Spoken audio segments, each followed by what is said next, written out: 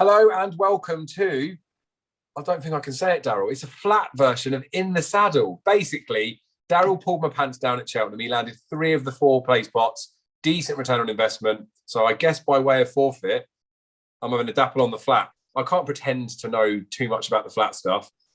The reason I stay clear of it is literally like this first race, we've got 10 unraced horses in there. I've whittled it down to 2 that I think on breeding will go in. So before I give you those and tell you what the answer is, do you want to give me some clues? My God, we've literally got no form to work off. You're just working on breeding and hearsay. We'll be all Go right. on, you go first. Well, this gives us a good opportunity because obviously with the pool stuff, there's ways we can play it. So for me, there's 2 that I think on breeding will go in. And obviously if something gets smashed up, they fancy it, you'd want that on your slip as well. So I'm going to bang in unnamed favourite, controversial, we've never done it before, Vintage Clarets and Force of Brazil. I think they both are bred well. Wonderful World for Mick Shannon might end up the best horse, I think, on breeding, but I think it wants further. Who knows? Could be wrong, could be right. That's my 3. Yeah, I'm going to bang in the unnamed favourite as well. I am going to put in Wonderful Well for Mick Shannon because he did win this race 2 years ago, so that's my little angle there. And the Fahey horse, Vintage Clarets as well. Again, trainer won this race last year, but look, let's hope the unnamed favourite or one of them can get us through to the next leg, because I reckon we've got quite a decent chance on this card, but getting through that leg is just it's tough. That's it. I tend to find when I used to work in the betting shop watching those races back, they're the sort of ones that it's like, oh, it is not after timing because we'd have selected it, but after the race has happened, you could look back and go, that was like fairly obvious. And normally it's one that's had the application of money on. So unnamed fab, I feel fairly confident. Then we've got Mile Stakes. It's a listed race. So to be fair, for flat stuff, it's actually pretty decent, isn't it? My normal rule of thumb in this sphere, Daz, is when we get to this, like this caliber, there's no like wait for age. There's different bits and pieces. There are certain penalties that get carried in there, but I just try and look for the highest rated one on, I trust the official ratings. And then I try and look for ones that are the youngest and then ones that will probably like the ground as well. So mine are quite easy to pick in this race. Bounce the Blues right at the bottom, gets a load of weight, 107 rated. Space Traveller, fairly decent, I think. Juan Elcano, and I'm sticking Monofafafafam, number 5 in as well. So there's 4 going in this leg, but I just want to get through. I want to get through further than you do anyway. Yeah, Juan Elcano's going in for me because I think look, his best run came over a mile. He hasn't contested a mile since June last year on reappearance. And that reappearance run, he was 5th in 2,000 guineas behind Cammidge, only beating 4 lengths. For me, that's the strongest piece of form on offer in this race. He's been a bit in and out. Look, he was 3rd in the Dante. He was 4th in the Hampton Call. He's got some nice bits and pieces of form, but he's looked a bit tripless. So I'm just hoping coming back to a mile 1 seasonal return, fresh might be the time to catch him. Juan Elcano, I think, will go well for Kevin Ryan. So he's definitely going there. Beat Le Bon is going to go in there. A lot of Richard Havens have had a spin on the all-weather in the last few weeks. So I think he's targeted this meeting, and I like Sean Levy. He's on board. He's chosen Beat Le Bon out of him and Kesar, I would assume. So Beat Le Bon could run into a place here. He finishes quite strongly over this sort of trip. So, yeah, Beat the Bomb, Juan Elcano, and I will stick in Montatham because I do think at the beginning of the season he's best when fresh. So, Montatham will go in there. But I'm hoping, to be honest with you, Montatham bombs out because I don't really want anything towards the top of the market. Juan Elcano and Beat the Bomb and an unplaced favourite will do me lovely in this race. So, 3. Nice. Then we've got like everyone's dream race on the flat right at the start of the season, I suspect, isn't it? Is a big field handicap. Good ground as well. So the one that I've landed on as, I was semi-tempted to banker it, but I need to just rein myself in considering I don't know too much about this. Artistic Rifles, I quite like the look of that horse. Won here twice before with a different trainer. Likes quick ground. I've briefly looked at the weather report and I feel like it's not going to be much slower than it is at the moment. So I think the ground will be fine for him. Looks like it's probably got improvement in it only being a 5-year-old. So that's definitely in. Need to put some cover in though, because I haven't got the balls to banker one in a big handicap like this. And basically my aim this week is just to get further than you. The one that I do quite like is Arctic Vega. It's a horse that I remember a few people like Twitter and stuff putting up for a few races last year. I think it's potentially a horse that now it's been gelded, had a couple of runs. It's just going to be one of those horses that just goes through the handicaps maybe and does some bits. And I like the fact when you have horses like this that have run on the all-weather and managed to win a race, but before they were racing on the turf, and then they've had that change, whether it's a big like stable change, I think when a horse gets gelded, it makes a massive difference, doesn't it? I just hope that means that it can actually run on the ground now. So Arctic Vega and Artistic Rifles are in. Yeah, good couple of picks from you. I think Arctic Vega's got good attitude. The way he sticks his head down and got through the line at Newcastle last time suggests that he'll be keeping on at deaf ear. So, I think he's got a bit of improvement. He's like one of those horses that probably could go through the handicap ranks, just winning by a length or half a length and just keep going up the handicap. Artistic Rifle was actually the only course and distance winner in the field, so that's a good shout from you there. The one I think that could be well ahead of the handicapper and will probably rate higher than all of these at the end of the season is actually Acquitted for Hugo Palmer and James Doyle. Only a 4-year-old, disappointed, didn't really fulfil the promise of his 2-year-old / 3-year-old campaign last year, but has definitely got some form in the book that suggests he should be much better than the mark of 91, notably giving £6 of the beating to Mishreef, obviously who runs in the Dubai World Cup on Saturday.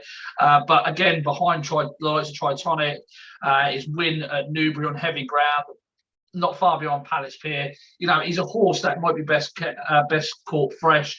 The thing with this race is we're probably going to know our fate, mate, after the 2 o'clock, because the 2 o'clock is going to tell us all we need to know about the draw for the rest of the day. So, you're leaving it up to fate. But Quitted's going to go in here. Artistic Rifle Sports and Distance Winners could go in here. And to be honest with you, I'm struggling with the rest of the field, but I do want to get something else in at a bigger price.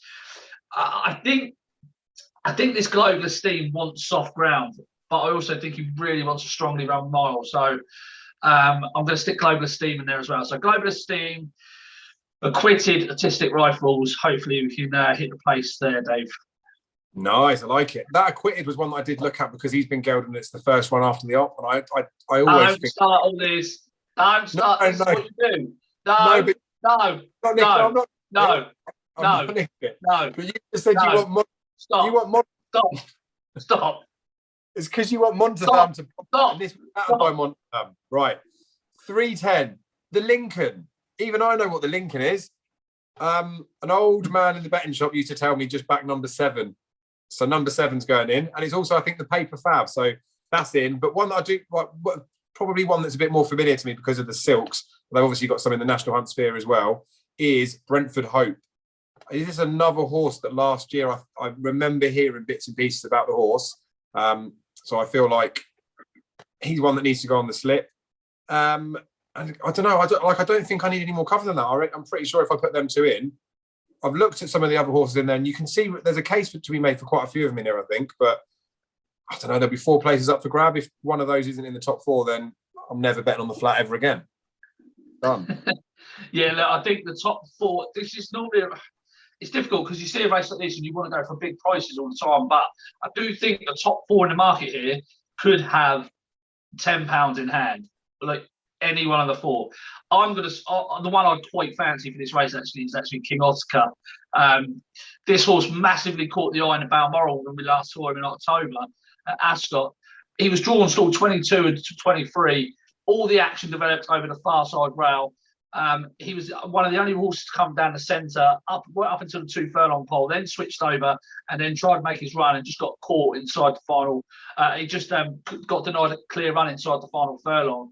The horses that finished in front of him that day were all drawn low. The best of those drawn high, other than one horse called Gregain, who was drawn in stall 10. That's the only other double-figure stalled horse to finish inside the top 7. But that horse went immediately over to that far side rail. So he was much better than their result there. He's been dropped £1 for that. 16 of the 18 horses in that race are actually rated higher than King Oscar.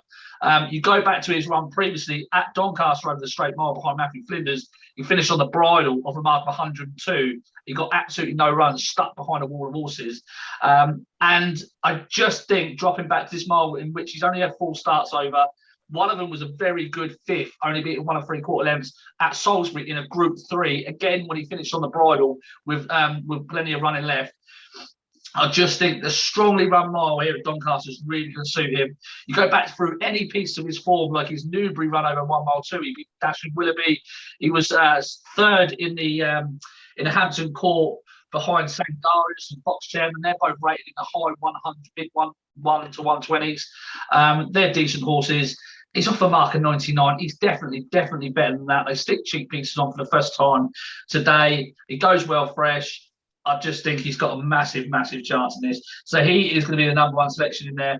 I'm going to stick in Eastern World because I do think he is well handicapped even under this £5 penalty. And one at a big price is Uzo. But again, for Richard Hannon, like I said, I think he's going to target this meeting. This horse has got a bit of unfinished business. He's only a 5-year-old, rated 97. He's got some really good form. Got off the mark finally at York last time. He just needs a hell of a strongly run race so he can finish strongly. But that'll be it for me. Uzo, King Otaka, and Eastern World. But ready preference for King Otaka. Nice. Yeah, I got put off with Eastern World. I looked at the ones that were carrying the winners' penalties for recent, thinking they might be the ones. I just got put off them because he got beaten Fav here before, and they couldn't make an explanation for it. But it's probably not the same as the national hunt races where they're plotting stuff, but maybe Charlie. Yeah, I would say there are plenty of plots on the flat. The time before when he was beating Fav, at Doncaster, there didn't seem to really be an explanation for that run. That was cheek pieces first time though, so you could probably be able to say he didn't react to those. But look, there's a few races before that where he was much better than Bear Result, especially racing down the centre of the track when other horses who are now rated a lot higher had stand side round. So there are reasons to believe that he is a decent horse. And he did shape like he was well ahead of his mark last season, so he could well be thrown in. Yeah, and he was one, to be fair, I watched a handful of replays of some of the previous runs to obviously prep for this, and he was one that I watched back, and that Maiden win looked pretty tasty, to be fair. And maybe they applied the cheek pieces like they do in the jumps game, bit quirkiness, and then that didn't work, so they just chopped it off, didn't they? So that'll learn you. Right. I wanted to say Cambridge. It's the Unibet Cammidge Stakes, another listed race.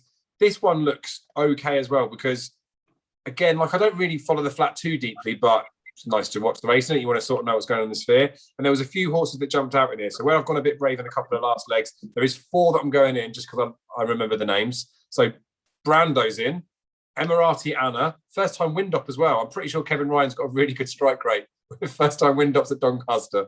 Yes. Summerhang and Tis Marvellous. So 4 in here because I think this looks a fairly tasty race. And when you look at official ratings in there, if you just took them literally, it could be fairly easy to find the result, but I think there's probably some horses in there that have got better conditions than others today, and I reckon there could be more of a bunch finish than it may look like. So I'm sticking 4 in. Probably don't need to, but hey, I am. I'm sticking 2 in. First one is Summer Gan. Always gives his run in. He's so reliable. He's been lumping around big weights in handicaps. He gave £15 to an improving horse last time at Wolverhampton. Was nabbed into second. This is much more suitable. Always runs up to his mark, and he's race fit. He's got race fitness over a lot of these, so I think he's definitely going to be there or thereabouts. The other one I like is Royal Commando down the bottom, number 7 at 20 to 1 ish. This horse, they stepped him out 7 furlongs twice last term. Didn't really work out for him at all. He doesn't stay that trip. 6 furlongs is his trip. He reappeared last year in the Commonwealth Cup, the Group 1 Commonwealth Cup, and finished an excellent 4th behind Golden Horde. And repeat of that this year, first time up, will be enough to win this. That's definitely for sure. The year before, he ran at Newbury over 6 furlongs behind Pierre Lapin in the Mill Reef Stakes as a 2-year-old. He's unexposed. They did think quite highly of this horse when he was starting out. He's very unexposed at 6 furlongs, and I just think fresh might be the time to catch him. So Royal Commando is definitely going in there along with Summergan. One of those two. Summergan definitely won't be able to place him. I'm sure of it. Nice. Well, I shouldn't say things like that, but you should. Well, while we're on the race, I mean, this isn't really so great for the people that are watching, but I want to know the answer. Just Frank right down the bottom. Obviously, again, on official rating, the fact that it's a youngster potentially looks like it could be fairly well in. Well, not well in, but it looks like it could be competitive. As soon as I look into the form of it, I just can't have it. I think its mark's gone up off the back of runs on crap ground that other horses didn't handle. And like I said, I don't really know that much about the flat stuff. I don't delve into it too much, but I think he looks like proper lay material, like he's got little chance. Would you say? We'll don't lay it free. Don't lay it, for Christ's sake. No. I did get told today that they turned down quite a lot of money for this Just Frank, apparently. So they're obviously expecting more from him, and he's been supported in the market 6-1 into 92. So I'll just keep an eye on him. He could end up going off favourite if the money keeps coming for him, and if the rumours about turning down a lot of money are true. So don't lay him. Just it's not worth it. Don't lay anything at 92. At least there's 3 places up for grabs. But anywho, the last race, we started off with an absolute dod, didn't we? Horses that have we don't even know what they are. I don't even know if they are actual horses yet. They could be dogs for all we know. Then we've got the maiden stakes at the end. So at least a few of these have run. I remember when I was working back in the betting shop, another guy told me about this. He said, if short price favourites have been beat in a maiden hurdle, just back them next time out, regardless of anything, because he said there'll be a bigger price because they've been beaten, and they'll improve from the benefit from it. So Duchamp, if that's how we say it, he's definitely going in. And then I feel like Charlie Appleby's the money shot, isn't he? So Kays is also going in, but based on very little other than the fact that I'm just trusting that Charlie Appleby's decent. I think it's reasonably well bred as well, to be fair. So it's not exactly that sling in the dark. Yeah, look, I'm not a massive fan on the breeding of horses and what they get up to in the sheds. It just doesn't. I'd prefer to see what they've done on the track. So again, another one of these races where I'm just going to have to take a chance. Look, this is a race over the years that has been won by some decent horses: Bangkok, Proshima, the Barbie Prince. So some decent horses do come out of this race. I wouldn't have a clue what is decent and what's not. Duchamp looked okay, ran up to a mark of about 77. That probably won't be good enough for this, I wouldn't have thought. But he's got to go in there because I think he'll be there or thereabouts. Pine Stroll, maybe. Christ, this is embarrassing, but I'm not a massive fan of this race day, as you can expect. Stick the George Scott horse in there. Why not? Too friendly. Line of Descent and Duchamp. There you go. There's 3. Superb. So I think we've sort of made our way through the 6 races at Doncaster. I'm quite looking forward to it because I do play the pools on lots of different stuff with Colossus. I don't delve too much into the flat stuff until the season's gone a little bit because I've got a bit of form with it. But I feel like it's a good laugh anyway, and I feel like I've got a reasonable shout in there. The beauty of this is we've put our names out there, we've put our selections out there, but you don't have to follow it anyway. If you don't want to buy in, then don't buy in. I'll be playing my ticket solo, and I'll definitely be buying into Dazzlers. But there's some decent racing there anyway. And I think as well, this season especially, because I'm a bit of a snob for the flat stuff, and because I've not had to be travelling so much of all the jump stuff, I'm probably going to use this as an opportunity to get into the flat a little bit more. So if we do one of these again, well, I just think, do you know what? Like it's worth adding another string to your bow in it. That I've taken such a gap from betting on flat for a long time or getting invested into it. The fact that we're looking at unraced ponies in here and we're looking at these little maidens, they've got to offer clues for later in the season. So when I watch Doncaster on Saturday, I guarantee there'll be a couple that'll be eye catchers that will win later in the season. So I don't know what you're letting yourself in for, mate. You're going to be flat out for a whole year like me. You're going to start getting these around your eyes. Buy into my syndicate because I'm absolutely flying with this Colossus place pools at the moment. You don't want to miss out, do you? Get stuck in. True that. And to be fair, you did me a favour at Cheltenham as well because I bought into all of yours. So I made a few quid off the back of that too. So I'll be doing the same on Saturday. You sneaky little Russian. Right. Thanks very much for your time. Good night.